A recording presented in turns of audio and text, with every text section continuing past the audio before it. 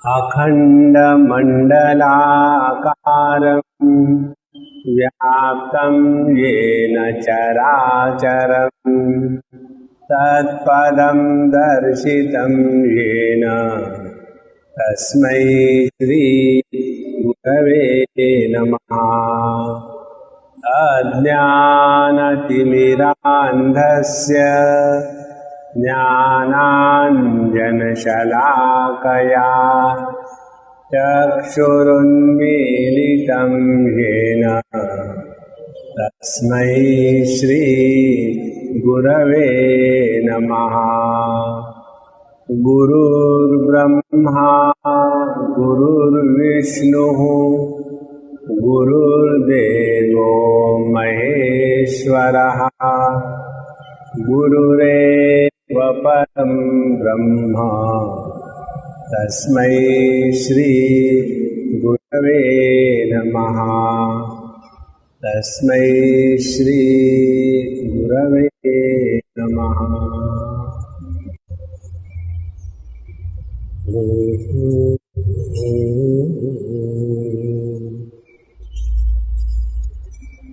चीजों को हम किस प्रकार से पकड़ के रखते हैं, ये उस महासेन राजा जिसने शीला देश में प्रवेश किया, शीला देश के समय सारणी के अनुसार केवल एक दिन के लिए, और सब देख दाख के जब बाहर आ गए महाराज तो देखा 12 अरब साल बीत चुके और उसके कारण कोई भी उनका अपना नहीं बचा। तो वो सब देख करके उनको बहुत दुख हुआ, वो शोक करने लग गए। और उस समय यह ऋषिपुत्र उनसे बात करने लग गए कि देखो, जो ये दुखी हो रहे हो इसका कोई कारण है क्या, इसका कोई लॉजिक है क्या? ये तुम्हारा कुल धर्म है कि कुल धर्म का त्याग नहीं करना चाहिए? हमारे पिताजी भी दुखी थे, हमारे दादाजी भी दुखी थे, हमारे परदादा भी दुखी थे, तो हम कैसे सुखी रहे? वो तो हमारा कुल धर्म है, ऐसा करना चाहिए। या लोग क्या कहेंगे कि देखो ये दुखी नहीं हो रहे इसीलिए दुखी होना है। और यदि तुम विचार करके देखो तो इस जगत में दुखी होने की जैसी कोई चीज है ही नहीं। और ये बताने के बाद उन्होंने अनेक प्रकार के तर्क दिए और उस तर्कों के द्वारा सिद्ध कर लिया कि यह जागृत जो अनुभूति है, यह जागृत अनुभूति स्वप्न के ही जैसी है, उसमें कोई फर्क नहीं। तो यदि सपना हम रोज नए नए देखते हैं, उसमें नए नए बच्चे, नए नए बीबियाँ, नए नए देश, सब चीज़ पैदा होते हैं, मर जाते हैं, तो क्या हम दुखी होते हैं? वहाँ तो दुखी नहीं होते। माने मन का जो एक अनुभव का क्षेत्र है उसको लेकर के हम दुखी नहीं होते, और उसी मन का जो दूसरा अनुभव का क्षेत्र है उसको लेकर के दुखी होते हैं। ये कोई ठीक बात नहीं। यहाँ तक पिछले बार हमने देखा था। तो उन्होंने आखिरी में कहा था कि एवं स्वात्मविदो माया मुक्ता शोचन्ति न क्वचित सोचतास्तान दृशान मूढ़ान माया मूढ़ान प्रविहसन्ति च। इस प्रकार से जिन्होंने ठीक प्रकार से तत्व का दर्शन किया है वो इस माया के द्वारा प्रभावित होकर के रोते नहीं। फिर वो क्या करते हैं कि जो रोने वाले हैं उनको देख करके हंसते हैं कि ये क्यों खामो खाम रोया जा रहा है। इस प्रकार से तत्वम विज्ञायमात्म तत्वम मायाम उत्तीर्य दुर्गमाम जहि शोकम महाबाहो मोहोत्तम सद्विमर्शनात्। इसीलिए हे महाबाहो, हे शक्तिशाली, हमारे जीवन की शक्ति, हमारी सफलता किसमें है? सफलता बाहर के जगत में पैसे कमाने में नहीं है, वो केवल एक सफलता है। अपने जीवन की असली सफलता है कि जब जीवन में दुख के प्रसंग आने के बाद भी दुखी नहीं होना, ये जीवन की सफलता है। और इसीलिए हे महाबाहो, तुम अपने आप को यदि बड़े शक्तिशाली मानते हो तो दुख के सामने झुको मत, दुखी मत हो। इत्युक्त पुनराह महासेनो मुनीश्वरम भगवान यस्त्वया प्रोक्तो दृष्टान्तो विषमस्सहि स्वाप्नो वा मायको वापि शून्यात्मा भासते परम अयम जागृत प्रपंचस्तु सत्य सर्वार्थ साधकः। अब महासेन अपने विचारों को बदल रहा है। ये दूसरी महत्व की बात है। हमको मिलने के लिए कहाँ से कोई ना कोई टपक ही जाता है, इसलिए हमको उदाहरण ढूंढने नहीं पड़ते, उदाहरण पहुंच जाते हैं चल कर। कल का उदाहरण, एक उदाहरण आया और खाने के बाद बेचारी बहुत चक्कर काटी, बड़े मुश्किल से पहुंच गई। और हम शाम को जा रहे थे बम्बई 3:30 के करीब। हम नहा धोकर के तैयार हो गए। आने के बाद स्वामी जी हम आपसे मिलना चाहते हैं। मिलो, क्या है? तो पहले तो एकदम भावनावेश, शांत होकर के बैठो, मैं चाय पीता हूँ, तुम देखो, दर्शन करो। और थोड़ा बहुत वो विषयांतरण करके टेंशन खत्म होने के बाद फिर हमने कहा कि तुम जस्टिफाई नहीं कर सकती हो, रोती हो। बोले मैं यही कहने के लिए आए कि मैंने बचपन से बहुत सत्संग सुने और इसके बाद भी घर के कष्ट के कारण रोती रही और फिर हमने आपको सुना, अब हमने रोना बंद कर दिया है, ये हम बताने के लिए आए हैं। और फिर हमको कहे कि आप कहोगे फिर अभी क्यों रो रही हो? तो हमने कहा ये तुम्हारा रोना नहीं है, ये आनंद की अभिव्यक्ति है। रोने में आदमी फुसकता है, तुम फुसक नहीं रही। और एक उन्होंने बात कही, बहुत अच्छी बात ये है कि जब हम कोई चीज बदल जाए ये सोचते हैं और वैसा नहीं होता तब हम दुखी होते। वो स्वयं होकर के कहने लगे, तो देखो कितना ज्ञान है। और यही चीज, छोटी छोटी जो चीजें हैं, एक बार समझ में आ जाए एकदम दृष्टि भिन्न हो जाती है। तो यहाँ उसके द्वारा अपने विचार की धारा बदल जाती है। दूसरा उदाहरण, जब अर्जुन महाराज भगवद गीता में रो रहे थे तो भगवान ने सबसे पहला काम कौन सा किया? सबसे पहला काम ये किया कि उसका जो चैनल चल रहा था, जैसे होता है ना जी चैनल और एन चैनल, उस प्रकार से ये जो एफ चैनल था, फ्रस्ट्रेशन चैनल, उसको उन्होंने एक क्षण मात्र में बदल दिया। जहां हमारी विचारधारा उस विषय को छोड़ करके आगे बढ़ जाती है, उसी क्षण जीवन में दृष्टि बदल जाती है। यह जो इतना रो रहा था उसके सामने सत्संग हुआ कि जागृत की अनुभूतियां स्वप्न के जैसी, कोई फर्क नहीं है, खामो खाम तुम रोए जा रहे हो। और इसको लेकर के रोते रोते उसने प्रश्न किया कि आपने ये जो स्वप्न दृष्टांत दिया है कि स्वप्न या माया के कार्य या इंद्रजाल के जैसा यह जागृत जगत है, तो ये तो कोई दृष्टांत बनता नहीं। खैर गलती निकालो, कम से कम विचार तो बदल गए। तो अयम जागृत प्रपंचस्तु, अब वो अपना तर्क देते हैं कि यह जो जागृत प्रपंच है ये स्वप्न, माया या इंद्रजाल इसके जैसा क्यों नहीं है? तो कहते हैं अयम जागृत प्रपंचस्तु सत्यः सर्वार्थ साधकः, ये तो एकदम सत्य है और सभी अर्थ साधकः। यहाँ प्रत्येक वस्तु का प्रयोजन दिखता है। यदि भूख लगी है तो रोटी एक सामने हो, खा जाओ तो भूख मिट जाती है। यदि वो झूठ होता तो हमारी कैसी भूख मिटती? इसीलिए सर्व अर्थ साधकः और अबाधितः चिरश्चापि, और ये हमेशा बना रहता है और स्थिर है, इसमें किसी भी प्रकार से कोई अस्थैर्य नहीं है कि इसको स्वप्न कहे। फिर कहते हैं कि जब ऐसा तर्क सुनाया तो ऋषिपुत्र कहते हैं कि हे राजन, तुमने जो कहा तो बहुत अच्छी बात कही, और यस्त्वयोक्तम दृष्टान्तो विषमः तु इह एष मोहो द्वितीयस्ते स्वप्ने स्वाप्नस्य यादृशः। तुम जो कह रहे हैं ना, जागृत स्वप्न के जैसा नहीं है, इसको कहते हैं डबल मोह। बोले डबल मोह कैसे?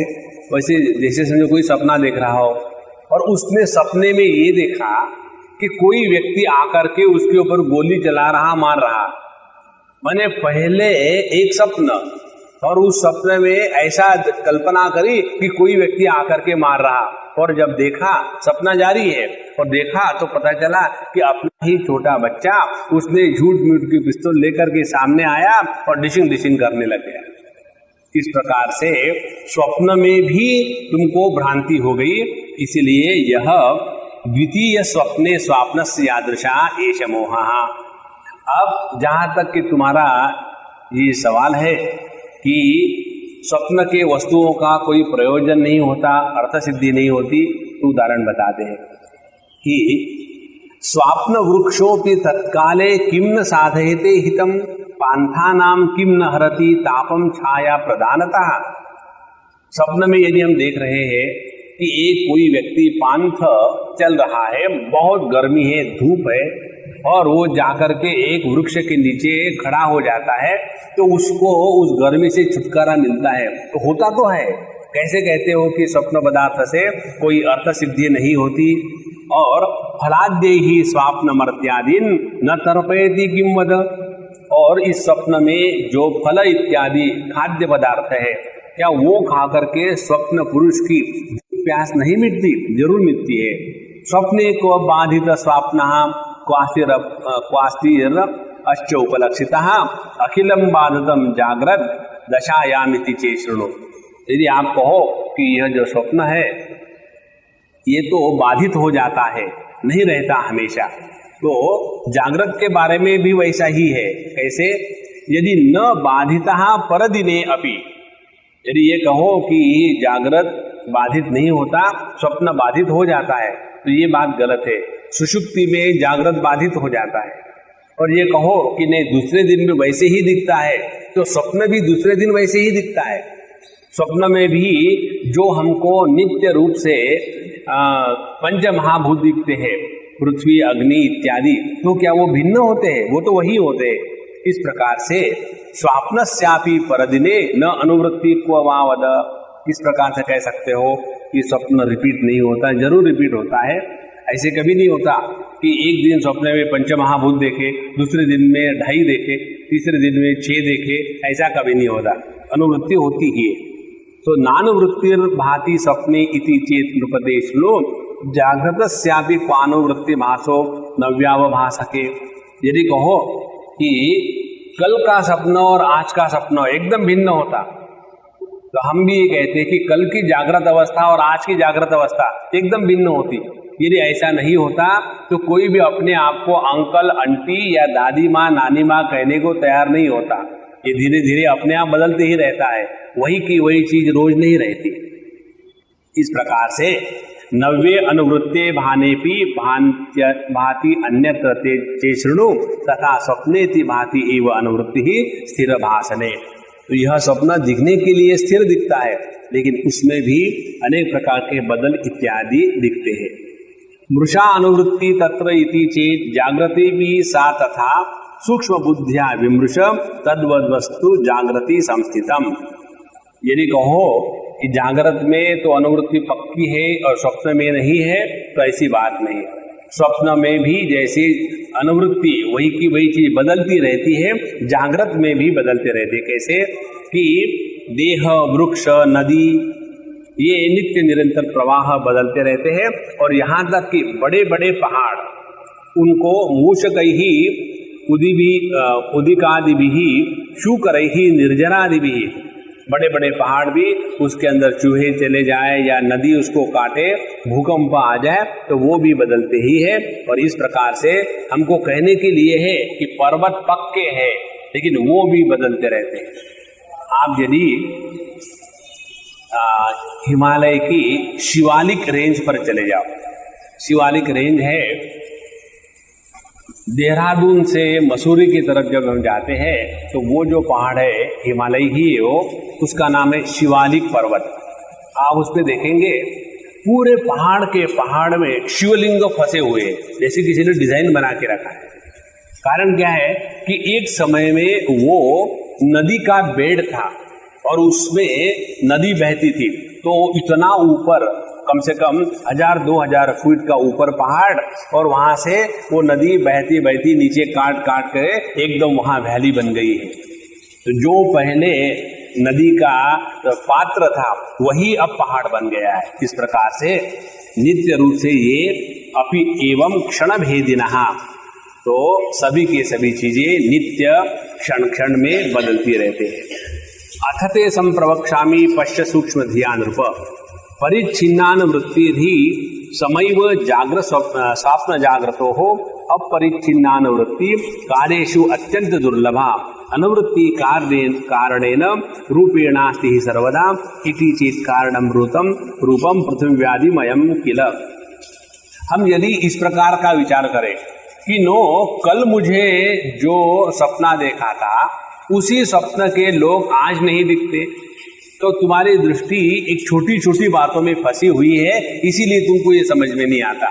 यदि स्वप्न को सिद्धांत के रूप से देखो कि जिस प्रकार से कल का स्वप्न और आज का स्वप्न सैद्धांतिक रूप से वही है कारण की दृष्टि से, उसी प्रकार से आज की जो जागृत अवस्था है और कल की है वह भी सैद्धांतिक रूप से वही की वही है। इस प्रकार से अथ स्वाप्नस्य बोधो ही जागृति अनुभूयते न जागरस्य बाधस्तु भास्यते कस्यचित् क्वचित् इति जे शृणु वक्ष्यामि बाधो ही अनवभासनम सुषुप्तो सर्वजगतो अपि अनुभूतम अनभासनम। अब यदि कहो कि जागृत हमेशा रहता है स्वप्न नहीं, तो ये भी बात गलत है। दूसरी अवस्था में उनका दर्शन नहीं होता। और अप्रमाण दर्शन कहो, अप्रमाण दर्शन माने कि जगत को असत्य रूप से स्वीकार करना ये संभव नहीं है। तो कहते हैं कि ये मूर्खों के लिए संभव नहीं है। जिनको तत्व का दर्शन हो गया है वो इस जगत को सत्य के रूप में कभी भी स्वीकार नहीं कर सकते। तस्मात् इदम दृश्य जालम स्वप्न दृश्य समस्थिति ही दीर्घ कालोपित स्वप्ने भासते निर्विशेषतः। इसलिए ये जागृत मानो दीर्घ स्वप्न है उसी प्रकार से उसमें किसी भी प्रकार की विशेषता नहीं है। तो यथा जागृति जागरत्वम गृहीतम जागरे स्फुटम स्वप्ने भी जागरत्वम तो गृहीतम तद्वदेव ही। ये बहुत महत्व का सिद्धांत यहाँ बताते हैं कि जैसे हम यहाँ जागृत अवस्था में हो करके कहते हैं कि हमने सपना देखा था, तो सपने को सपना हम जागृत अवस्था में आने के बाद कहते हैं। जब सपने में रहते हैं तो उसको जागृत अवस्था ही कहते हैं। ऐसा कोई नहीं अनुभव होता हमको कि मैं अभी सपना देख रहा हूं। हाँ, देखो कितनी पक्की बात है। यदि हम सपनों को सपना कहते हैं, स्वप्न में रह करके तो बात अलग है, लेकिन हम सपनों को जागृत अवस्था में आने के बाद सपन कहते हैं। ये मालूम है कैसी बात हुई? हमने एक जगह एक कार्टून पढ़ा, बहुत सुंदर कार्टून था। एक भूतनी और उसकी बेबी दोनों थे, और उधर से दो आदमी आ रहे थे मॉर्निंग वॉक के लिए। तो जब आ रहे थे तो बेबी भूतनी अपने मम्मी भूतनी से कहती है कि मम्मी देखो आदमी आ रहे। तो उसने कहा बेटा तुमको कैसे पता चला कि ये आदमी है? बोले देखो उनके पैर उल्टे हैं। अब हम कहते हैं भूतों के पैर उल्टे हैं, भूत कहते हैं कि आदमियों के पैर उल्टे हैं, और सत्य क्या है? सत्य ये है कि पैर है ही नहीं, केवल तत्व मात्र है। इस प्रकार से जब हम जागृत में हैं तब तो सपने को सपना कहेंगे, लेकिन जब जागृत में रहेंगे तो कोई सपने को सपना नहीं कहता। इसीलिए पिछले बार भी हमने आपको बात बताई थी, ये बात क्लिक हो जाए प्रभु की दया से तो बड़ा आनंद आएगा। बात यह है कि मन के द्वारा अनुभूत एक अनुभव के क्षेत्र को हम मिथ्या करके तिरस्कृत कर देते हैं और दूसरे क्षेत्र को सत्य रूप करके स्वीकृत करते हैं और अपने आप को इंटेलिजेंट भी समझते हैं उसी मन के द्वारा। देखो, इसीलिए या तो सपने को सत्य कहो और जागृत को भी सत्य कहो, तो सभी सत्य ही सत्य है, कोई प्रॉब्लम नहीं। देखो ये जो डबल स्टैंडर्ड है ना, वो हमको तकलीफ देता है। कैसे? या तो सबको अपना कहो तो जीवन में कोई कष्ट नहीं, या तो किसी को भी अपना मत कहो तो जीवन में कोई कष्ट नहीं। हम लोग किसको किसको अपना कहते हैं और किसको किसको पराया कहते हैं, और इसीलिए जीवन में दुख होता है। तत्व की दृष्टि से देखें तो कोई भी हमसे भिन्न नहीं है, और जगत को यदि स्वप्न के अनुसार मिथ्या या काल्पनिक देखे तो इसके बारे में दुखी होने की कोई आवश्यकता ही नहीं। हमारे मांडुक्य कारिका में यह विषय आता है कि जागृत और स्वप्न तुल्य समान एक जैसे कैसे है। वहां 2-3 तर्क देते हैं गौड़पादाचार्य महाराज। वो कहते हैं कि स्वप्न और जागृत कैसे तुल्य है। तो पहले उन्होंने स्वप्न कैसे मिथ्या है ये बता दिया कि स्वप्न कैसे मिथ्या है, कि स्वप्न में जो हमको पैसा मिलता है वो हम जागृत में नहीं ला सकते, स्वप्न के अन्न से जागृत की भूख नहीं मिट सकती। इसीलिए जब अवस्थांतरण हो गया तो वहां के वस्तु, अनुभूति और अनुभव लेने वाला तीनों जागृत अवस्था में बाधित हो जाते, और इसीलिए स्वप्न मिथ्या है। पहले तर्क तो यही तर्क जागृत के साथ भी लगता है। ज्यादा डटके खाने के बाद नींद आ गई और सपने में यदि भूख से पीड़ित देखा तो पेट में इतना अन्न होते हुए भी भूख की अनुभूति होती है, ये कैसे संभव है? तो माने जिस प्रकार से जागृत में हम स्वप्न को मिथ्या निश्चित करने के लिए तर्क देते हैं, इन कारणों से स्वप्नावस्था मिथ्या है, वही तर्क जागृत के लिए दिए जा सकते हैं जब हम स्वप्न की दृष्टि से विचार करते हैं। और जागृत और स्वप्न, इन दोनों का आधार क्या है? इन दोनों का आधार है वही मन। और इसीलिए जब तक के इस मन को लेकर के हम सेंटिमेंटल बनते रहेंगे तब तक के तत्व का दर्शन नहीं होगा। अच्छा, यहां तक आने के पश्चात फिर कहते हैं यथा जागृति जागृत्वम गृहीतम जागरे स्फुटम स्वप्ने भी जागरत्वम तु गृहीतम तद्वदेव ही। तो जैसे जागृत में हम अपने आप को जागृत समझते हैं, वैसे स्वप्न में भी हम अपने आप को जागृत ही समझते हैं। बहुत बड़ा विचार है। अच्छा, हम स्वप्न को स्वप्न कब समझते हैं? जब स्वप्न की परिच्छिन्नता से परे चले जाते हैं, तब हम स्वप्न को सपना कहते हैं। और फिर उस सपने को सोच करके याद करके दुखी थोड़ी होते, मजा आता है कि वहां तो मैं कम से कम पास हो गया था। नॉर्मली तो नहीं होता, वहां तो पास हो गया। उसी प्रकार से जब हम इस जागृत अवस्था से जग जाएंगे, इसलिए हमारा मांडुक्य उपनिषद जागृत अवस्था को जागृत अवस्था नहीं कहता। वहां तो केवल 2 ही अवस्था है, एक सुषुप्ति अवस्था और दूसरी स्वप्नावस्था, क्योंकि जागृत और स्वप्न दोनों को तुल्य माना गया है वहां। तो जब हम अपने स्वरूप में जग जाएंगे तब पता चलेगा कि ये जो जागृत जागृत चल रहा है, जागृत नाम की कोई चीज है ही नहीं। अच्छा महाराज, एवं स्थिते कुतो राजन विशेषः स्वप्न जागृतो हो तत् स्वप्न निज बंधुस्त्वम नहीं शोषति वैकुतः। अब इस प्रकार से सिद्धांत बैठाने के बाद कहते हैं कि हे राजन, अब किस हिसाब से तुम जागृत और स्वप्न को भिन्न मानते हो? और यदि ये जागृत स्वप्न एक है तो स्वप्न की बीवी उसने करी गड़बड़ी, स्वप्न के बच्चे उन्होंने किया हुआ फेल्यूर, और स्वप्न का बिजनेस जिसमें हुआ सब लॉस, उसको कोई महात्म्य देते हैं क्या हम जागृत में? उसी प्रकार से यह जागृत भी वैसे ही है। केवलम भावना मात्रात् सत्यता जगति स्थिता शून्यता भावनेनापि शून्यम निष्प्रतिघम भवेत्। अब यहां से भिन्न प्रसंग प्रारंभ होता है। कहते हैं ये जगत को हमने सत्य क्यों माना है? हमने जगत को प्रैक्टिस करके सत्य माना है, कुछ नहीं। भावना मात्रात्, केवलम भावना मात्रा सत्यता जगती स्थिता। किसी भी एक वस्तु को आप प्रयत्न करके देख लेना, किसी भी एक वस्तु को 1000 बार दोहराओ ना, तो उसमें सत्यत्व बुद्धि जागृत हो जाती है। कैसे? जब व्यक्ति इस आध्यात्मिक मार्ग पर चलता है ना, तब दिमाग में अनेक प्रकार के विघ्न आ जाते हैं, लेकिन वो विघ्न है ये समझ में नहीं आता। कैसे? कि व्यक्ति को ऐसे लगने लग जाता है कि मैं दूसरे का भला कर सकता हूँ और मेरे कारण लोगों को फायदा होता है और लोग मेरे पास आकर के मेरा एडवाइस लेते हैं, और इसीलिए मुझे लगता है कि स्पिरिचुअल अनफोल्डमेंट हो रहा है, और ऐसे लगता है कि अब कुछ ना कुछ होगा। केवल छींक आती है, कुछ नहीं होता।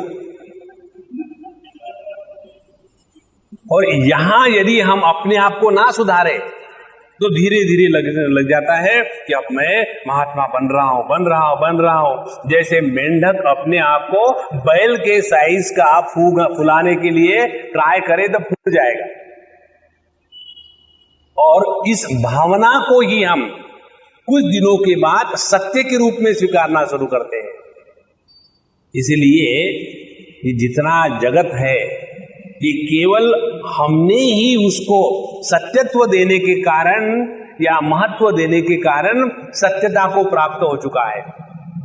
तो जगत के सत्य का मूल कारण हमारी भावना है। और शून्यता भावने नापी, जो वही भावना विपरीत कर देते हैं शून्यता, तो क्या कहते हैं?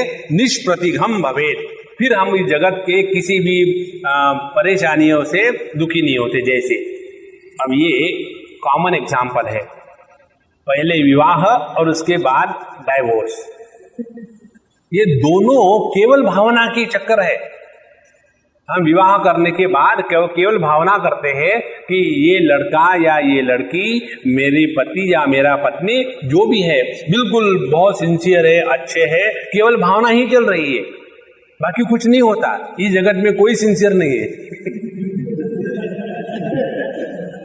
सत्य ये केवल परमात्मा सिंसियर है, सब खिलौने ही इधर उधर नाच रहे और हम उसमें कल्पना करते। अच्छा, जब तक अपनी इस कल्पना को धक्का नहीं लगता, तब तक के दोनों का एक दूसरे के प्रति बहुत प्रेम है। और एक दिन अपनी ही गलती के कारण, वास्तविक नहीं, अपनी ही गलती के कारण कोई अपने इस रिश्ते में कोई धक्का लग गया, तो उसी दिन से संसार का रूप एकदम बदल गया। दोन ध्रुवावर दोगे आपण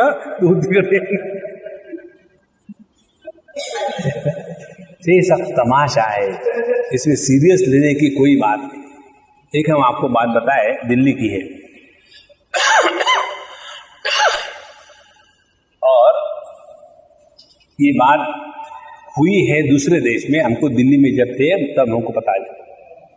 एक सज्जन थे, वो ऐसे ही यज्ञ के लिए आ गए, लेक्चर्स के लिए, और आने के बाद 2-4 दिन 8 दिन लेक्चर सुने, और फिर हमको मिले अकेले में। अकेले में मिलने के बाद उन्होंने अपनी समस्या सुनाई। बोले, स्वामी जी, मेरी समस्या का समाधान आपने कर दिया। हमने, बहुत बढ़िया, मुझे समस्या भी मत बताओ और समाधान भी मत बताओ, सुखी रहो बस। बोले, नहीं, मुझे जब तक आपको नहीं बताऊंगा तसल्ली नहीं होगी। तो मैंने कहा, ठीक है, प्रारब्ध शुरू करो। उन्होंने शुरू कर दिया। बोले, मैं ये आपके वेदांत के विचारों के कारण ही अपने फैमिली को मेंटेन कर पा रहा हूं। तो हमने क्या कहा कि आपने फिर उनको लेक्चर देना बंद कर दिया? क्योंकि लेक्चर यदि दोगे घर में वेदांत का, तो घर टूट जाएगा। घरों में वेदांत का लेक्चर नहीं देना चाहिए। यही बात होती है, हमने कई बार देखा है। थोड़ा बहुत इधर उधर की वेदांत की बात पढ़ लो ना, तो बिना जाने दूसरे को उपदेश करने की प्रेरणा हो जाती है, बिना जाने। समझो, पतिदेव आ गए गिले होकर के, देखो मैंने तुमको कहा था सुबह छाता दे, तुमने दिया नहीं, मैं गीला हो गया। तो तुरंत पत्नी उवाच, एक आध दिन गिले हो गए तो क्या हो गया, बह गए पानी में। माने हमने जो नहीं किया उसको तो नहीं करेंगे, ऊपर से एकदम वेदांत का छप्पा लगा देंगे।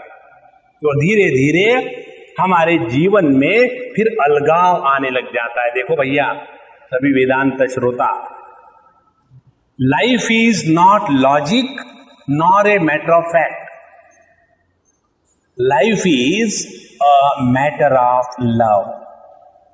ये जब होगा तब हमारा वेदांत ज्ञान परिपक्व हुआ है।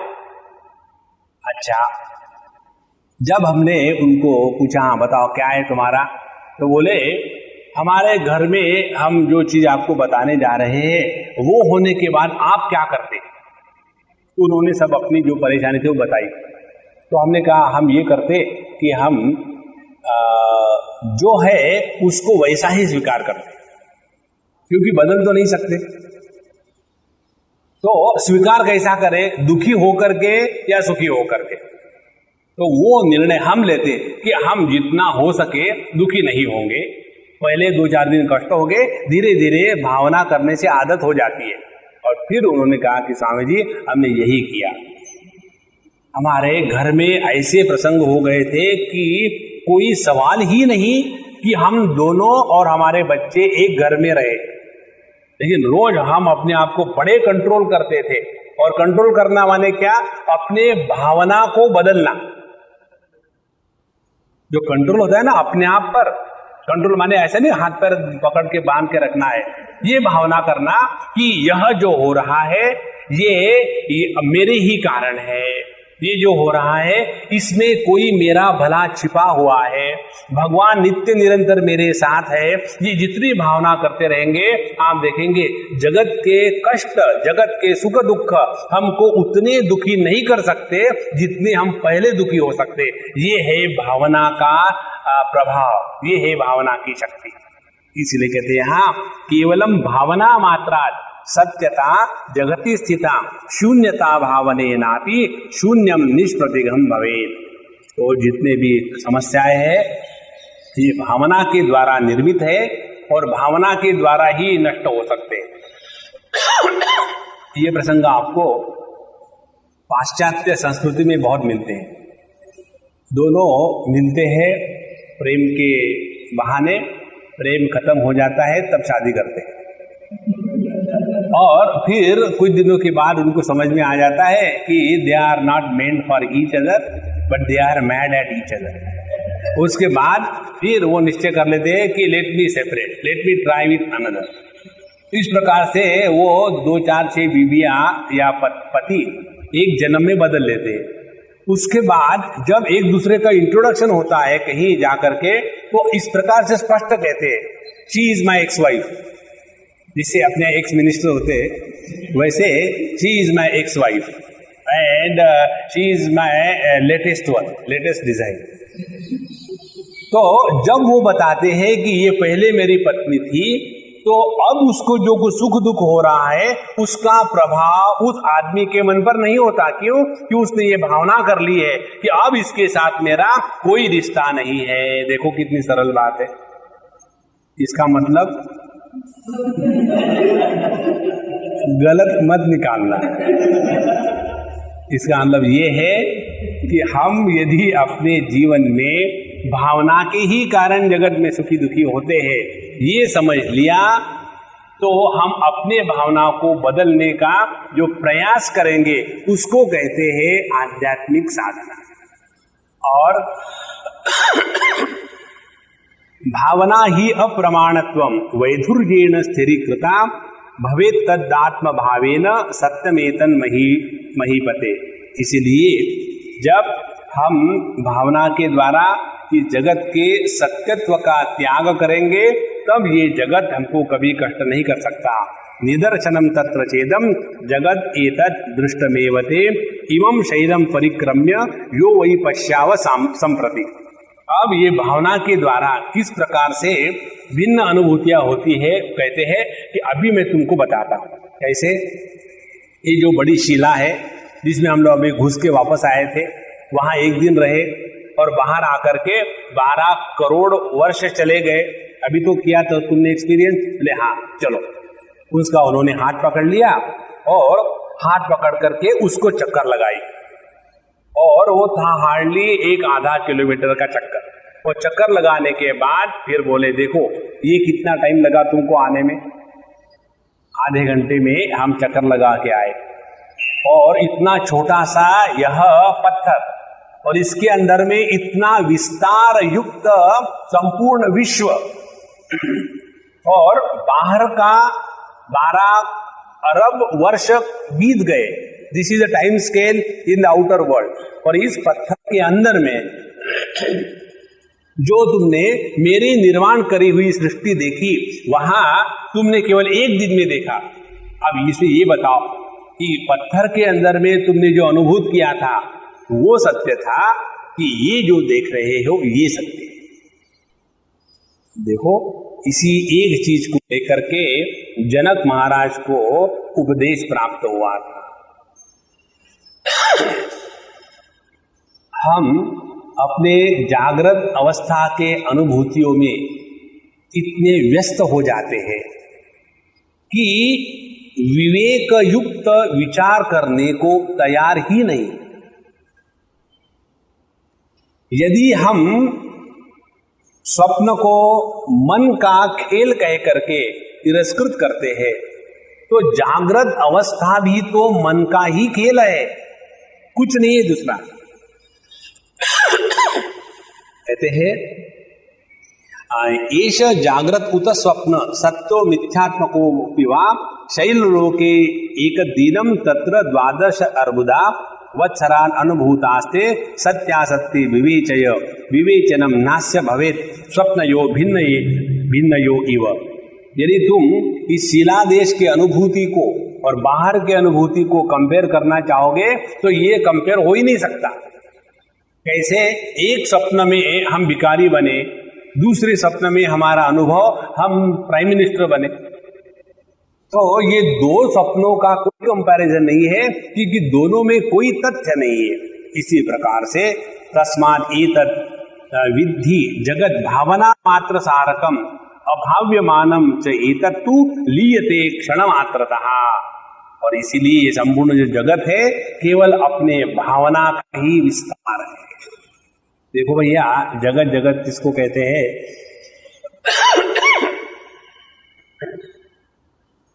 पंच महाभूत और उसके द्वारा बने हुए भिन्न देह, इसको जगत नहीं कहते।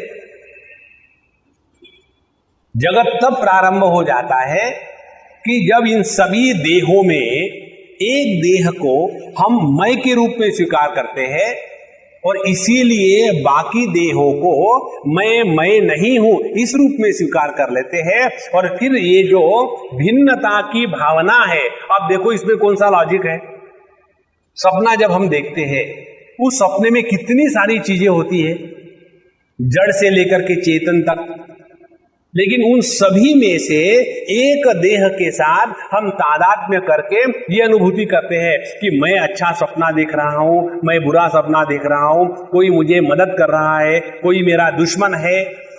अब ये कौन सा लॉजिक है कि पूरा का पूरा सपना एक ही मन का प्रक्षेपण है, उसमें से एकमात्र देह के साथ तादात्म्य है, और बाकी को हमने अनात्म रूप से ग्रहण कर लिया है और सुख दुख का अनुभव कर रहे हैं। माने हमने जो एक देह के साथ तादात्म्य किया, इसका कोई लॉजिक नहीं, कोई रीजन नहीं, कोई मतलब नहीं। यही बात जागृत है। यहां हम ये कहते हैं कि ये देह मेरा है, इसका क्या प्रूफ है? देह को पूछो। जैसे हमारे जेब में 100 रुपए है और किसी ने उसको उठा करके अपने जेब में रख ली, तो वो 100 रुपए को क्या फर्क पड़ता है किसके जेब में? उसी प्रकार से ये देह को जब तक हम पकड़ के रखते हैं तभी इसका महात्म्य है, देह को कोई फर्क नहीं पड़ता।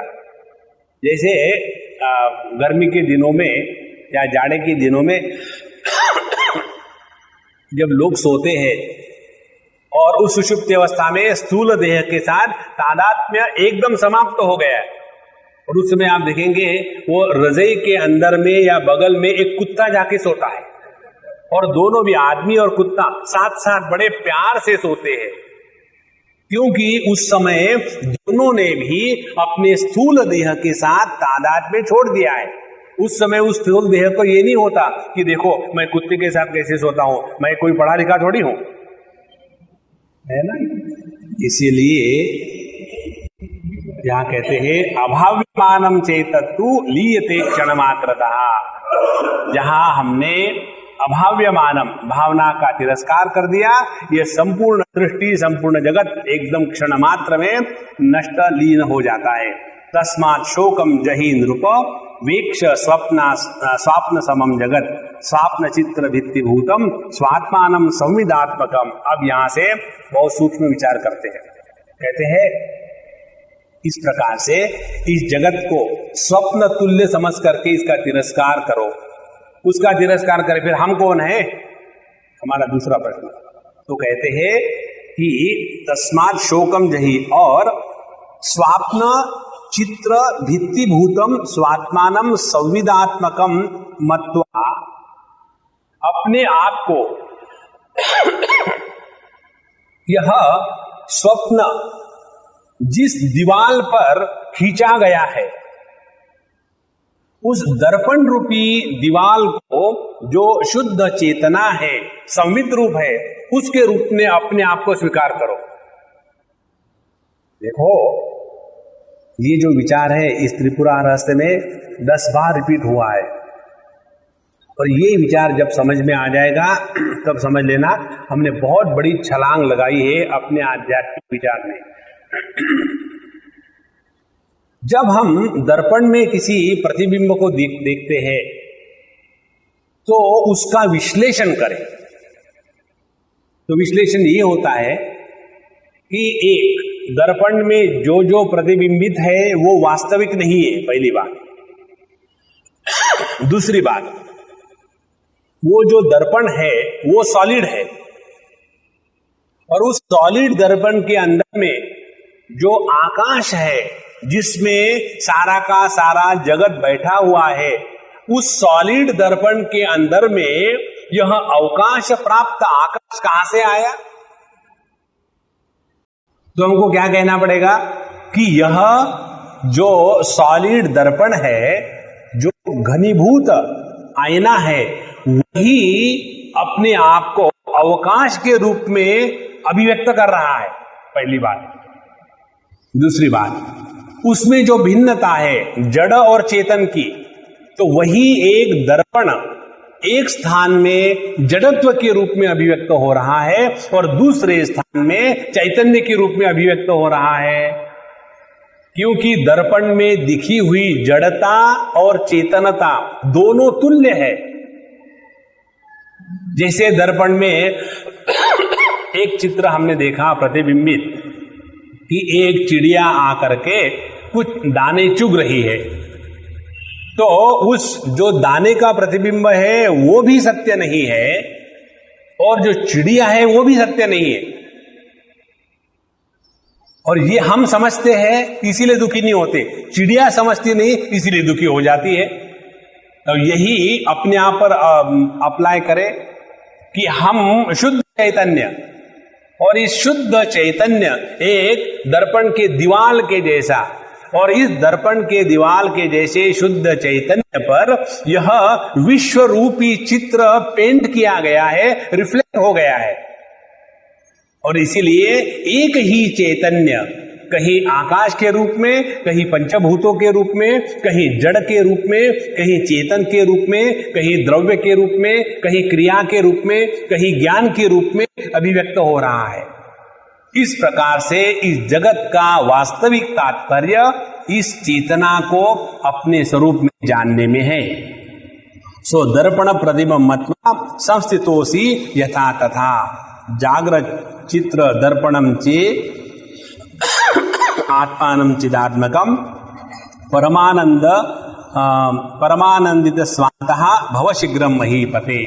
तो अपने जीवन में आनंद की प्राप्ति केवल एक ही पद्धति से हो सकती है, दूसरी कोई पद्धति नहीं। और वो ये कि संपूर्ण जगत के अधिष्ठान के रूप में जब हम अपने आप को स्वीकार करते हैं तब। यहाँ तक कि हमने 13वां अध्याय पूरा किया है। इस ग्रंथ में 22 अध्याय है। देखते हैं प्रभु की जैसी इच्छा होगी पूरा होगा नहीं होगा। अब 14 अध्याय में विषय प्रारंभ करते हैं। इत्याकरणम मुनिवचः विचार्य शुभया धिया जगस्थितिम स्वाप्न समाम ज्ञात्वा शोकम जहो द्रुतम। ये सब बात सुनी। उसके बाद उस महासेन राजा ने अपने आप को संभाल लिया और जगत को लेकर के जो उसके जीवन में शोक था उस शोक का उसने तिरस्कार किया। और उसके बाद फिर उसने प्रश्न पूछा। ध्यान से सुनना, ये बातें जो होती है दिखने के लिए ऐसे लगते कहानी बता रहे हैं, लेकिन उससे बहुत छोटी छोटी बातें सिखाई जाती है। जब तक हम अपने ही दुख में शोक में डूबे हुए हैं तब तक के तत्व चिंतन नहीं हो सकता। बहुत महत्व की बात है। और जो तत्व चिंतन करने के लिए अक्षम होते हैं, सक्षम नहीं होते, उनके लिए फिर हमारे शास्त्र साधु संत ऐसी कोई बात बताते हैं कि इस आदमी को कम से कम बिजी रखे, मुझे आके डिस्टर्ब ना करे। क्योंकि तत्व चिंतन करने वाले व्यक्ति का जो विचार करने का प्रकार है वो भिन्न होता है।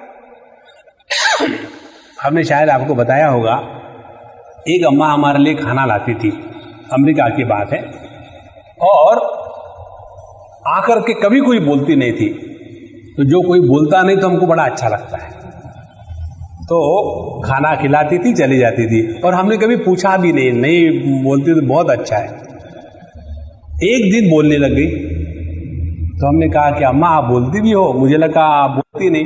बोले नहीं स्वामी जी, मुझे मेरे गुरु महाराज ने कहा कि मौन धारण करो, तो मैं 15 दिन, महीना, 2 महीने मौन धारण करती हूँ, फिर एक आध बार बोल देती हूँ और फिर धारण करती हूँ मौन। तो ठीक किया उन्होंने। हमने कहा कि आपके गुरु ने कहा तो गलत कैसे होगा, ठीक ही होगा। और फिर वो अम्मा मेरे साथ 2-3 घंटे रही, नॉन स्टॉप।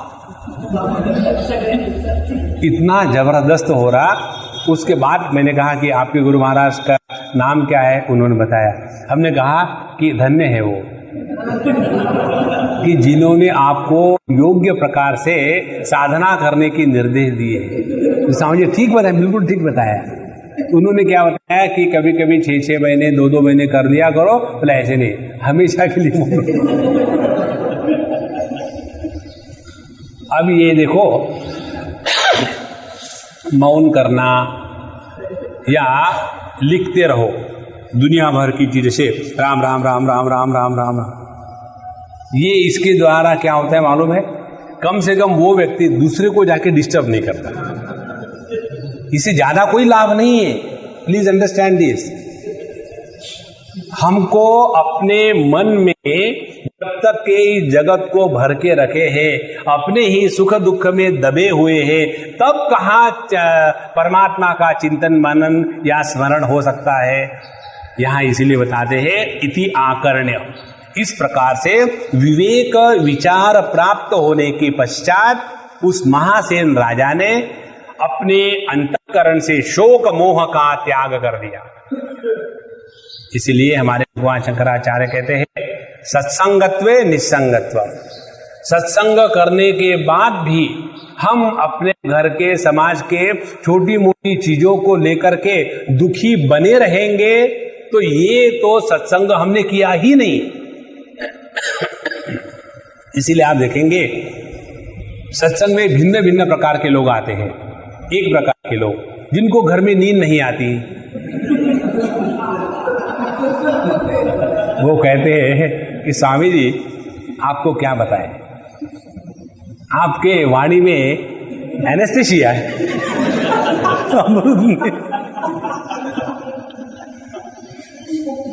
कि मुझे कोई दवाई नहीं सुला सकती, लेकिन बस आपके प्रसंग प्रवचन में आ गए और बढ़िया नींद हो गई, धन्यवाद, अब मैं नित्य आऊंगा। तो जब हम अपने ही इस चक्कर में फंसे हुए हैं, कहाँ तत्व का चिंतन होगा। पहले जीवन में आवश्यकता है इस बात की, जीवन में दुखी होना बंद कर दे हमेशा के लिए। Nothing can justify that we are miserable. चाहे कोई कुछ भी करे। मुझे अभी एक फोन आया था 4-6 दिन पहले, एक अम्मा, हम उसके पूरे फैमिली को जानते हैं, और उसने बड़े मुश्किल से फ़ोन किया, बोले स्वामी जी मैंने आपको 1 साल के बाद फ़ोन किया इसलिए कि अब मैं थोड़ी सुधर गई हूँ। मैंने क्या हुआ? फिर उसने बताया कि मैं और मेरे पति और हमेशा सब कुछ ठीक ठाक है, लेकिन पता नहीं, मुझे एक दिन पता चला कि वो किसी लड़की के चक्कर में है, और उस दिन से मैं बहुत दुखी हो गई हूँ, तो क्या करें? तो हमने कहा कि देखो, इतना वेदांत श्रवण किया कि जब अपना देह मिथ्या है, मैं देह नहीं हूँ, देह में विकार है, उसी प्रकार से सबके साथ वही गणित है। ज्यादा इसको महत्व मत दो। यदि हम इस कल्पना को लेकर चलेंगे कि इस जगत का प्रत्येक व्यक्ति एकदम 100% परिपूर्ण परफेक्ट प्योर है, तो स्वयं को भी आत्महत्या करनी पड़ेगी। सत्य ये है जगत का। इसीलिए जानना ही है तो किसी के बारे में मत जाने, जानना ही है तो प्रभु के बारे में जाने। ये बात समझ में नहीं आती है ना। हम सोचते हैं हम तो दूध के धुले हुए, अपने आप जाग करके देखे तो पता चलेगा दूध फटा हुआ था। पवित्र दूध नहीं था। इत्याग कर्ण मुनि वचा विचार शुभया धिया। ये सब विवेक की बातें सुनने के बाद शुभया धिया, शुभया धिया माने प्रसन्न चित्त से, फिर उन्होंने जगत स्थितिम स्वाप्न समाम ज्ञात्वा, जहां उन्होंने इस जगत को स्वप्न तुल्य स्वीकार किया, उसी क्षण शोकम जहौ द्रुतम, उसी क्षण उन्होंने अपने जीवन का जो दुख था कि मेरी सब फैमिली नष्ट हो गई, उसी क्षण छोड़ दिया।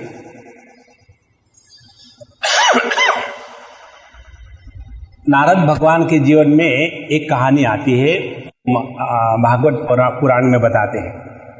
कहते हैं कि जब मैं छोटा था, दासी पुत्र, और मेरी माँ किसी के घर में साफ सफाई का काम करती थी, और मेरे पिताजी का पता नहीं था कौन थे क्या थे। इस प्रकार से मैं बड़ा हो रहा था, और मैं वहाँ सत्संग की मंडली आती थी तो वहाँ जाकर के बैठ के सत्संग सुनता था, और मुझे उसमें बड़ा मजा आता था, और इसीलिए मैं उन संतों के पास रहने के लिए उनकी सेवा करता था। उनके लिए पानी ले आए, उनके लिए खाना ले आए, उनके साफ सफाई कर दे, इसी बहाने मैं उनके पास रहने लग गया। और फिर ऐसा चलता हुआ कई 2-4 साल निकल गए, और फिर एक दिन मेरी माँ गई वो गाय के स्थान पर दूध निकालने के लिए, और जब दूध निकालने के लिए गई तो वहाँ एक सांप आया, और उस सांप ने मेरी माँ को काटा, क्योंकि सांप भी दूध दोने के लिए आया था और मेरी माँ भी दूध दोने के लिए गई थी, तो इसीलिए सांप ने गुस्सा करके माँ को काटा, वो मर गई। उसके बाद क्या बताओ, मजा ही मजा, मुझे कोई रोकने वाला नहीं था, और मैं अपने आप को नित्य निरंतर बस साधु संतों के संग में रखता गया, और इतना मुझ में वैराग्य जागृत हो गया कि प्रभु के नाम स्मरण के सिवा मुझे दूसरा कुछ अच्छा ही नहीं लगता। अब इसी उदाहरण को ठीक से समझ लेना, ये प्रार्थना करना कि भगवान अपनी भी माँ है। तो इसका तात्पर्य क्या है? इसका तात्पर्य ये है, जिसके कारण हम इस जगत में बंधे बंधे रहते हैं, यदि उस कारण के साथ जो हमने मानसिक बंधन निर्माण किया है उस मानसिक बंधन को स्वयं होकर के त्याग दे, तो उस वस्तु व्यक्ति के साथ रहते हुए भी हम स्वतंत्रता का अनुभव करेंगे। और यदि वो हम करने के लिए लायक नहीं है तो भगवान हमारे जीवन में अवतरित होते हैं। कैसे? हमारे ही बच्चे हमारी नहीं मानते, हमारी ही बीवी या पति हमको परेशान करते हैं, हमारा बॉस हमको कष्ट देता है, हमारे बिजनेस में हम फेलियर होते हैं। इस सब का तात्पर्य क्या है कि ये जागृत अवस्था में धक्के खाना बहुत हो गया, अब जरा उठो, अपने जीवन को सुधारो। इस प्रकार से जब व्यक्ति जगत को लेकर के दुखी होना बंद कर देता है तब वो तत्व चिंतन का अधिकारी बनता है। बहुत कम ऐसे होते हैं कि जो सत्संग में या साधु संतों के पास तत्व चिंतन के लिए जाते हैं। नॉर्मली हम लोग जाते हैं, मेरी बीवी ऐसी है, मेरे बच्चे ऐसे हैं, मेरे सास ऐसे, मेरी ससुर ऐसे है, वो बूढ़े हैं, बदलते नहीं, अब मैं क्या करूं। हमको किसी ने पूछा 2-3 दिन, समझिए हमारे सास ससुर बूढ़े हैं, एक है 85, एक है 80, दोनों बहुत तगड़े हैं और बहुत घर में परेशान करते हैं, मैं क्या करूं, हम तंग आ गए। हमने कहा भगवान से प्रार्थना करो। इस समय ये कल्पना करोगे कि 85 साल में जाकर के कोई बदल सकता है तो असंभव है। जो वृद्ध लोग होते हैं उनको टाइम पास करने के लिए स्वीकार करो, बोला there is no way out, the only way out is wait and pray to the lord. मृत्युंजय भगवान को प्रेट करो। अच्छा, ये सबका तात्पर्य शोकम जहो द्रुतम, जीवन से ये शोक से निवृत्त हो गए। उसके बाद धैर्यम आलभ्य निश्चोकः भूजो अपृच्छन् मुनेः सुतम मुनिपुत्र महाबुद्धे त्वं परावर दर्शनः। जब उनके जीवन का यह शोक नष्ट हो गया, फिर धैर्यम आलम्ब्य, फिर उनको तत्व की बात पूछने की हिम्मत पैदा हुई।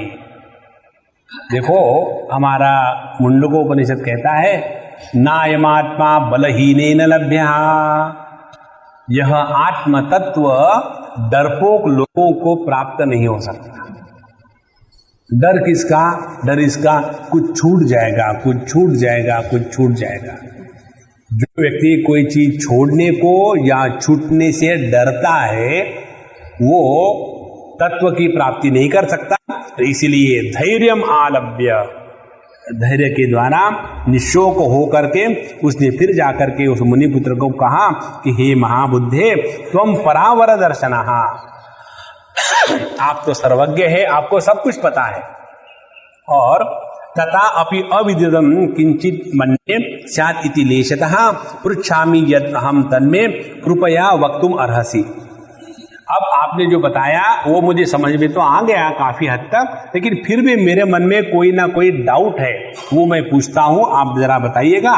कहते हैं भावना प्रभवम एतत् सर्वम वदसि तत्कथम मया भूतो भाविते च न बहि सर्वथा भवे। आप कहते हो कि केवल भावना के द्वारा सब जगत की निर्मित होती है, मैं भी भावना करता हूं।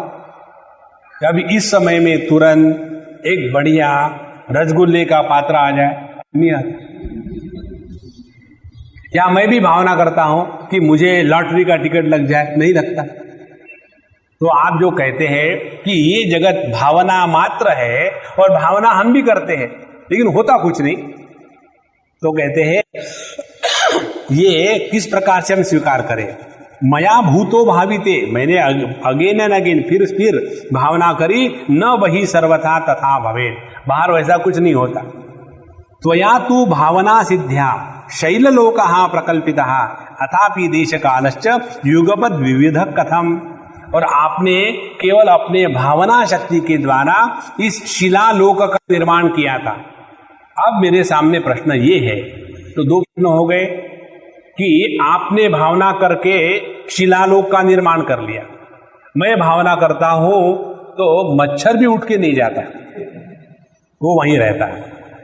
दूसरी बात, वहां का जो टाइम स्केल था कि जिस टाइम स्केल में हमने केवल एक दिन बिताया और बाहर जब आ गए तो यहां 12 अरब साल बीत गए।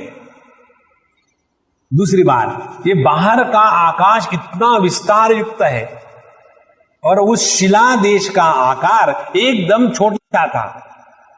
तो एक ही साथ दो टाइम स्केल और एक ही साथ आकाश का भिन्न रूप, ये कैसे संभव है, ये उसका प्रश्न है। अब देखो कितना सुंदर विचार शुरू हो गया। जिस व्यक्ति का इस देश काल के बारे में चिंतन शुरू हो जाएगा, वो व्यक्ति, मुझे सुबह चाय नहीं मिली, चाय में चीनी कम थी, उन्होंने मुझे बुलाया नहीं शादी के लिए, उन्होंने कहा कि गणपति के जैसे आ जाओ, हम तुम्हारा विसर्जन कर देंगे, सबके सामने कह दिया। छोटी छोटी चीजों को लेकर के जो क्या क्या करना है वो सब बंद हो जाएगा, जहां हमारा चिंतन तत्व के प्रति शुरू हो गया।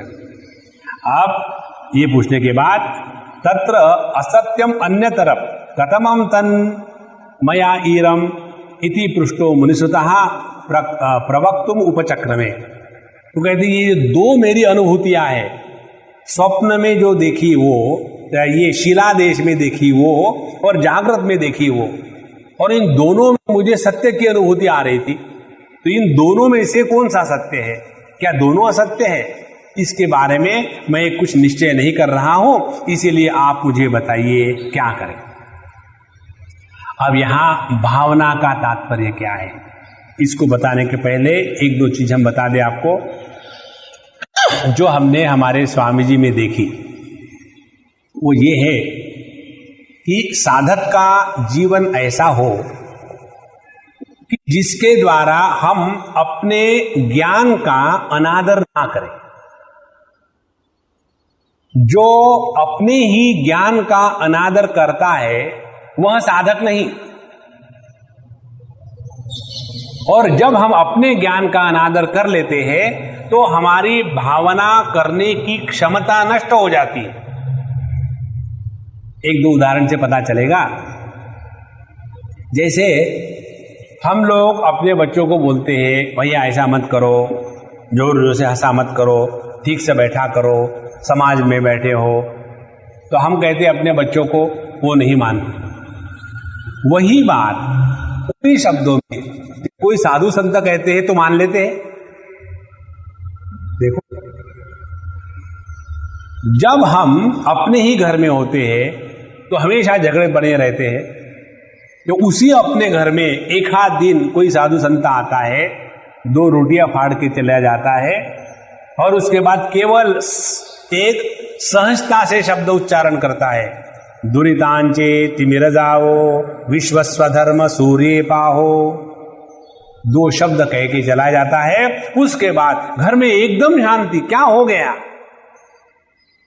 इसका कारण है यह भावना शक्ति, और ये भावना शक्ति को जागृत करना, यही त्रिपुरा देवी के प्रति उपासना है। इसीलिए जो हम साधना करते हैं ना, भगवान का नाम लेना, पानी चढ़ाना, दूध चढ़ाना, अगरबत्ती, तेल, चक्कर काटना, ये सब आवश्यक है। इससे बढ़कर के ये है अपने ज्ञान का अनादर ना करें।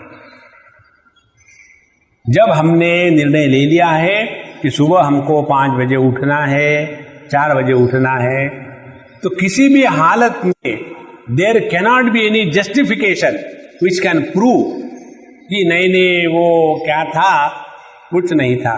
हमने अपने ज्ञान का अनादर किया।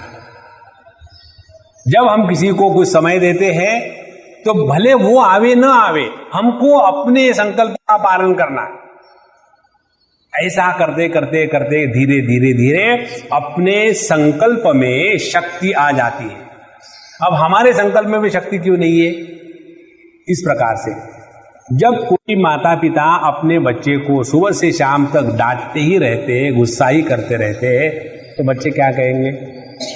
हम किसी के घर गए थे, और वो पिताजी ने हमारे सामने उस छोटी सी लड़की को एक चाटा लगा दिया। कोई खास गलती नहीं थी, बच्चे तो गलतियां करेंगे। उसके बाद सब होने के बाद मैंने वो बच्ची को अपने गोद में लिया, प्यार किया। मैंने कहा कि देखो बेटा, तुमको पिताजी ने मार दिया। बोले नहीं Swami ji, you don't feel bad. उनको आदत पड़ गई। बोले जब तक वो हाथ नहीं हिलाते ना, तब तक उनका ब्लड प्रेशर ठीक नहीं रहता। तो उनको आदत हो गई, माने उनके डांटने का उस बच्चे पर कोई प्रभाव नहीं है। इसी प्रकार से हमारे संकल्पों का दूसरों पर या अपने जीवन पर प्रभाव इसलिए नहीं आता है कि उसके प्रति हमारे ही मन में आदर नहीं। इसलिए अपने ज्ञान का आदर करना ये सबसे बड़ी साधना है। अच्छा, अब इसको समझने के बाद ये चीज हमने हमारे स्वामी ने ऐसे देखी थी कि उन्होंने कभी अपने संकल्प को बदला नहीं, चाहे लाभ हो हानि हो, एक बार ऐसा करना है वैसा ही करें। इसके कारण कई बार लोगों को लगता था कि स्वामी जी जिद्दी है, इसको जिद्द नहीं कहते। इसीलिए उनके एक संकल्प में इतनी शक्ति थी कि सब चीजें अपने आप हो जाती थी। अच्छा, यह संकल्प की या भावना की बात कहते हैं। संकल्प भावना प्रोक्ता सिद्ध असिद्ध इति सा द्विधा सिद्धिर्विकल्पा संभेदः अविकल्पस्त्व एकनिष्ठिते। भावना माने संकल्प। देखना, दो प्रकार के संकल्प होते हैं। कहते हैं एक तो सिद्ध संकल्प और दूसरा असिद्ध संकल्प, या सिद्धा भावना या असिद्धा भावना। और सिद्ध भावना या सिद्ध संकल्प कौन सा है? जिस संकल्प के साथ संदेह नहीं होता वो सिद्ध संकल्प है, और जिस संकल्प के साथ संदेह होता है वो असिद्ध संकल्प है। जैसे हम लोग संकल्प करते हैं, हम यहां से जाएंगे अमरनाथ की यात्रा पर, और सब ठीक होगा। फिर दूसरे को पूछते हैं ठीक ठाक तो है ना, वहां कोई गड़बड़ी तो नहीं? माने सब ठीक होगा, ये हमने प्रभु के सामने कहा, और फिर भी अपने ही संकल्प पर हमको विश्वास नहीं है। देखो कितनी बड़ी बात है। जब हृदय में संकल्प जागृत हुआ, ठीक होगा तो ठीक होगा ही, कैन नॉट बी अदरवाइज। कि जब हमारे संकल्प में संदेह जुड़ गए तो वो असिद्ध हो जाते हैं। इसीलिए एक बार हमको बच्चों ने कैंप में पूछा था कि स्वामी जी, जब हम द्विधा में आ जाते हैं तो डिसीजन कैसा ले? तो हमने उनको यही बताया था कि जब तुम्हारे सामने कोई समस्या है तो सुबह नहा धो करके भगवान के सामने बैठ लो, और बैठने के बाद 11 बार ओम नमः शिवाय कहो, ओम नमः शिवाय, ओम नमः शिवाय। वो कहने के बाद हमने कहा हमको याद करो, उस समय हम वहां आ जाते हैं। और फिर जो तुम्हारे मन में संदेह, संकल्प या किसी द्विधा स्थिति है, उसको भगवान के सामने रखो कि भगवान ये ऐसा है, मैं क्या करूं? ऐसा कहने के बाद जो पहला संकल्प आएगा वो प्रभु का है, और फिर उसको डटे रहो, भले तुम्हारा नुकसान हो, डोंट वरी। पहले 5, 6, 10 बार नुकसान भी होगा तो उसमें कोई नुकसान नहीं है, लेकिन उसके बाद एक बार संकल्प सिद्धि हो गई, फिर देखेंगे आप संकल्प का आदर करना, संकल्प को संदेह के द्वारा वीक नहीं करना, माने क्या, तब यह समझ में आ जाती है। इसीलिए जितना हो सके अपने संकल्पों का, अपने भावना का, अपने ज्ञान का आदर करना चाहिए, अनादर नहीं करना चाहिए। तो यह संकल्प या भावना दो प्रकार की, सिद्धा और असिद्धा। जो संकल्प अनेक प्रकार के संदेह के साथ है वो असिद्ध होते हैं, और जो संकल्प किसी भी संदेह के साथ नहीं है वो हमेशा सिद्ध रहते हैं। इसके बारे में कहानी बताते हैं कथाकार लोग, भगवान रामचंद्र जी के नाम की महिमा बताने के लिए। भगवान राम ने देखा कि उनके नाम को लिख करके लोग पत्थर डाल रहे हैं और वो तैर रहे हैं, पुल बन रहा है। तो उनको लग रहा है कैसे संभव है, लेकिन सबके सामने कैसा कहे। तो वो बगल में गए और वहां उन्होंने एक पत्थर उठाया और पत्थर उठा करके धीरे से देखा कि कोई दिखा नहीं है, सब बिजी है। ऐसे समय हनुमान जी हमेशा देखते थे। और उन्होंने वो पत्थर डाला और डूब गया। तो लो डूब गया, मुझे लग ही रहा था इसे कोई तो जादू है।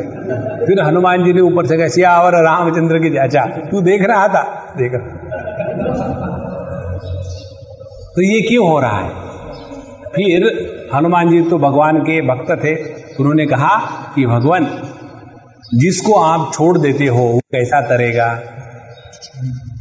जिसको आप पकड़ते हो वही तो तरता है, और जिसने आपके नाम का आधार लिया है वो कभी नहीं डूबेगा। तो इस स्टोरी को इस प्रकार से देखें, जो भगवान के भक्त थे उनके मन में ये संदेह नहीं था कि भगवान का नाम पत्थर पर लिखने के बाद पत्थर डूब सकता है, ये संदेह नहीं था, और इसीलिए वो पत्थरों का वहां पुल बन सका। लेकिन उसी भगवान राम जी के मन में ये संकल्प, ये संदेह आ गया कि पत्थर मेरे नाम से कैसे तैर सकता है, और इस संकल्प में संदेह का मिश्रण होने के कारण वो कार्यान्वित नहीं हुआ, ये तात्पर्य है। इसीलिए अपने जीवन के किसी भी संकल्प को संदेह के साथ न रखें। जो भी करना है एकदम डट के करो, और जितना ध्यान से सुनना, जितना हम निस्संदेह होकर के कहेंगे करेंगे उतना हमारा आत्मविश्वास जागृत हो जाएगा। जो लोग आत्मविश्वास को जागृत करते हैं उन्हीं के हृदय में परमात्मा का अवतरण होता है, क्योंकि आत्मविश्वास परमात्मा के साथ एकत्व प्रतिपादन करने की प्रक्रिया है। विश्वास माने क्या? विश्वास माने हम जानते हैं कि ये होगा, लेकिन आप कैसे जानते हैं? मालूम है हमको I don't want to know how it will happen but it will happen. यही बात है भक्त की। वो कहता है कि जब हमारे प्रभु हमारे साथ है तो हमको डरने की क्या बात है। तो दो प्रकार के ये संकल्प, संदेह युक्त असिद्ध और संदेह रहित सिद्ध संकल्प। ब्रह्म भावनया पश्य जातम जगदिदम ननु एतत् सर्वैहि सत्य रूपम भाव्यम सुदृढ़त्वतः।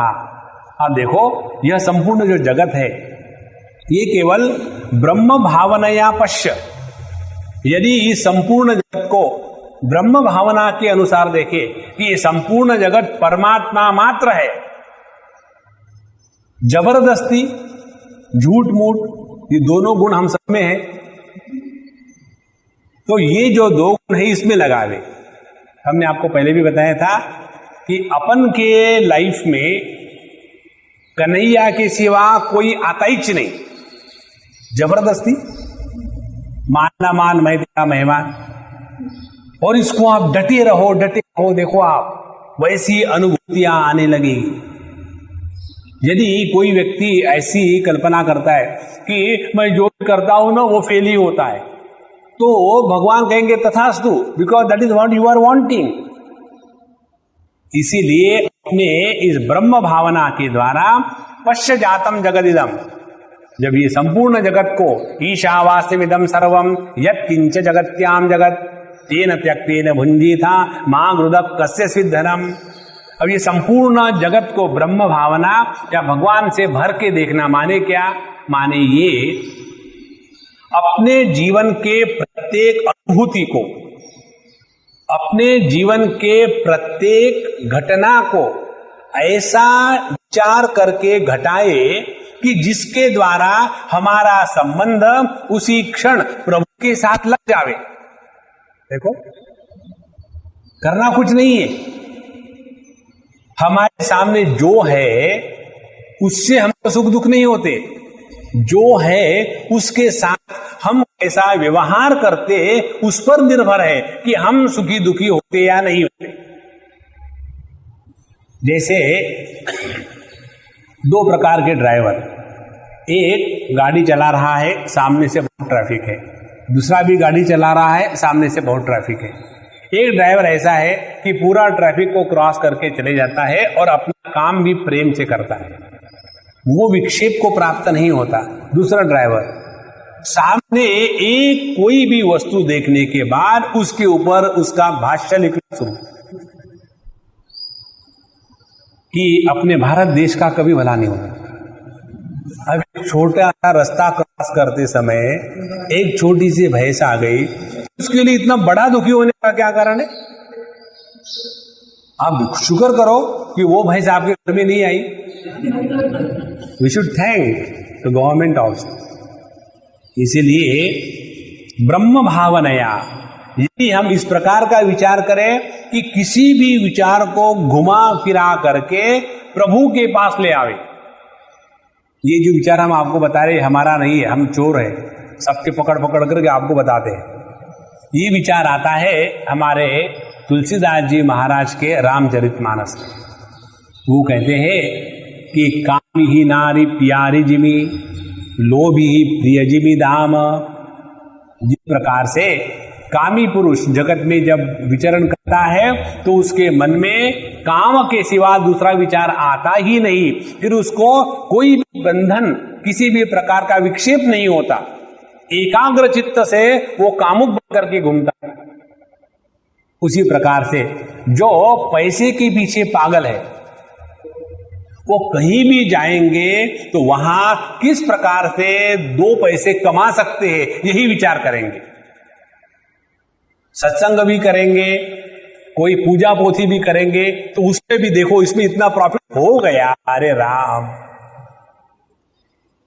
एक बार हमको याद है हमारा कहीं यज्ञ विज्ञ हो गया था और वहां का सब उन्होंने दक्षिणा इकट्ठी करी और हमको आकर के एक सज्जन कहते स्वामी जी यज्ञ वॉज वेरी सक्सेसफुल। तो मैंने बोला कॉन्ग्रेचुलेशंस। नहीं, हम आपको कॉन्ग्रेचुलेट करने के लिए आए। मैंने थैंक यू वेरी मच। बोले पूछे नहीं क्यों सक्सेसफुल हुआ? हमने कहा इसलिए सक्सेसफुल हुआ कि आपने स्वयं कहा, नहीं तो आप ऐसे थोड़ी है किसी को सक्सेसफुल कहते हो। तो हमारे लिए यही सक्सेस है कि आपके मुख से ये निकला कि सक्सेसफुल हुआ। बोले नहीं स्वामी जी इसलिए नहीं, क्यों? इतना पैसा इकट्ठा हुआ। देखो सत्संग के द्वारा सत्संगत्वे निसंगत्वम कितने लोगों के जीवन सुधारते हैं, कितने लोगों के विचारों में परिवर्तन आता है, कोई अपना कैसा भला कर सकता है। ये है सत्संग का सक्सेस, कुछ नहीं है। बाकी तो सब ईंट पत्थर आते जाते रहेंगे, उसमें ज्यादा अपने आप को बर्बाद करने की कोई आवश्यकता नहीं। लेकिन सवाल ये है हमने महात्म्य किसको दिया है? Whether we want to rule the hearts of the people और we want to rule their bank balances. देखो भगवान रामचंद्र ने जो राज्य किया है वो अयोध्या में कहीं नहीं किया, उन्होंने राज्य किया है लोगों के हृदय पर। तो जैसी हमारी भावना वैसा हमको जगत दिखता है। ब्रह्म भावनया पश्य जातम जगदिदं ननु एतत् सर्वैहि सत्य रूपम भावितम सुदृढ़त्वतः तथा संकल्प प्रभवे नास्ति कस्यापि भावना विकल्प संभेदः एषः सिद्धा तस्माद् विभावना। इसलिए कहते हैं कि हे राजन एक बात करो कि जब हमारे संकल्प में दूसरा कोई भी संदेह नहीं आएगा तब धीरे धीरे हमारी यह जो भावना या संकल्प है ये सिद्ध प्राप्त होने को तैयार हो जाएगा। और इस संकल्प को जब तक हम इस संदेह से मुक्त नहीं करेंगे तब तक के इसी संकल्प के द्वारा दुखी होंगे।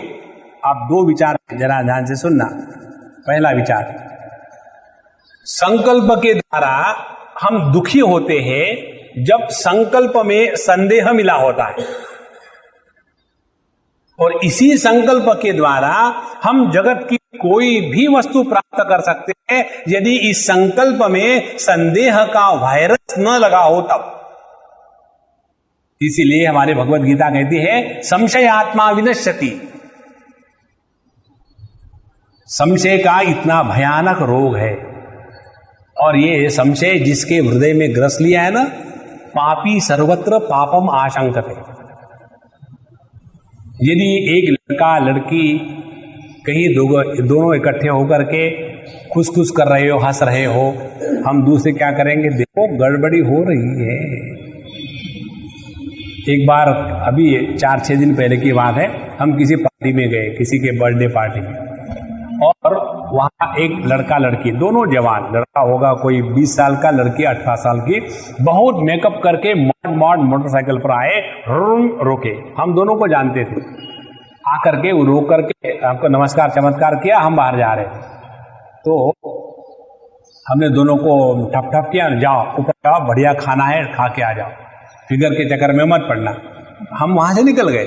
हमारे साथ जो संत थे वो कहते, स्वामी जी आज से के लड़के लड़कियों को कोई शर्म नहीं, बड़ों के सामने भी अपने अपने फ्रेंड्स को लेकर के घूमते, कब होगा अपने देश का भला। तो हमने कहा प्रभु डोंट गो नेशनल, छोटी बात है, ये जो तुमने वो लड़का लड़की दिखे ना, ये भाई बहन है, they are brother and sister. हमारे दिमाग में जवान लड़का लड़की जब एकत्र आते हैं तो जो हमारे दिमाग में है वही तो बाहर दिखेगा ना। पापी सर्वत्र पापम आशंकते। इसीलिए एक बहुत बड़ी बात है, किसी भी व्यक्ति पर किसी भी कारण कभी भी कोई भी संदेह नहीं रखना है। सबको देखना है परमात्मा रूप से देखे, ये देखते हुए भी अपने आप को बचा के रखे। अपने आप को बचाना, इसमें संदेह का वातावरण नहीं है। अपने आप पर विश्वास कम रखे, लोगों पर ज्यादा रखे। अपना मन यू कांट ट्रस्ट। और जितना ये धीरे धीरे धीरे हम अपने संकल्पों को संदेह से मुक्त करेंगे, उतना हमारा संकल्प सिद्धि की तरफ बढ़ेगा। इसलिए यह जो भावनाया सिद्धिरत्र बहुधा संस्थिता भवेत्। अब ये जो संकल्प सिद्धि है वो अनेक प्रकार से होती है। पहली बात बताते हैं, जन्मना, दूसरी मणिना, औषधेन, योगतः, तपसा, मंत्र सिद्धिया, वरेण। ये 7 प्रकार है जिसके द्वारा हमारी संकल्प सिद्धि हो सकती है।